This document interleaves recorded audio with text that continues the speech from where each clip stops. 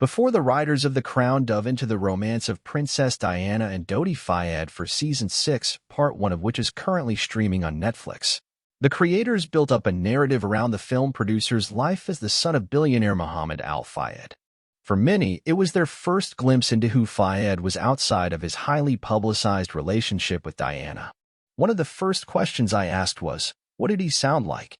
Actor Khalid Abdalla, who portrays Fayed in Seasons 5 and 6 of The Crown, tells The Hollywood Reporter in the conversation below. Elizabeth Debicki portrays Princess Diana and Salim plays Mohamed Al-Fayed.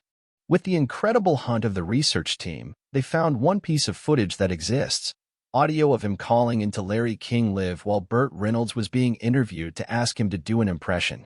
It's 17 seconds of him speaking. From there, Abdalla spoke with friends of Fayed's and read the few articles that exist on him to craft his image of the man who died in a car crash with the Princess of Wales in Paris on August 31, 1997. For him, putting a face, a sound, and attributing mannerisms and a personality to Fayed, whose death was largely overshadowed by the national mourning for Diana, was about more than doing justice to his personal legacy. It was about showing that the lives of Muslim Arab men matter. When I ask myself as a man who shares his heritage, how many films can I think of in which Arab characters have been known a little, loved a little, and if they've died, been mourned? I can barely think of any, says Abdalla. And when you think of the number who've died and been killed in wars over my lifetime, that alone, plus my father's and my grandfather's, it tells you something about our cultural and political imagery that is particularly resonant right now. And it's one of the things that makes me incredibly proud of this work. What did preparing to portray Dodi look like, given there's so little information about him compared to the plethora of archival footage that exists on the royal family? Right from the beginning when we started Season 5, one of the first questions I asked was, what did he sound like?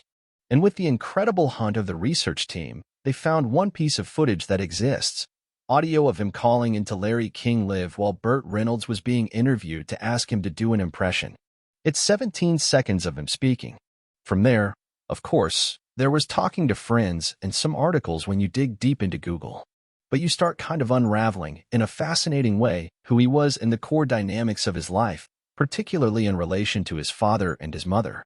And you deconstruct this word, playboy, which is a huge injustice, I think, to him and to who he was and how he was in the world. He was kind of like a gentle, shy soul who was in no way a Hugh Hefner. He was a kind of vulnerable soul. He wanted to hug and he wanted to mend. And I think he probably had a lot of relationships where he was good at falling in love, but not so good at the hard stuff. And then you happen to have a lot of money, so the word playboy starts to stick to you. But with research, I began to understand some element of what felt, to me, like a reflection of his soul.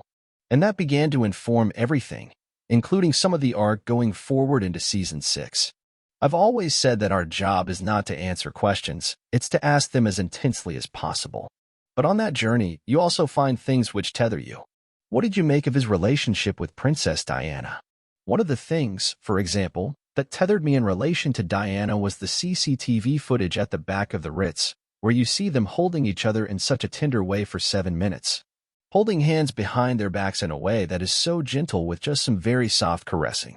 There was a tenderness. There was a falling in love of some kind. One of the big things I did for Season 6, and I don't know why no one's done this as far as I know, is that I gathered as many of the photos with the research team as I could of Dodi and Diana, and I put them in chronological order. And when you put them in chronological order, it tells a story. And you're kind of like, that's the moment when things shifted.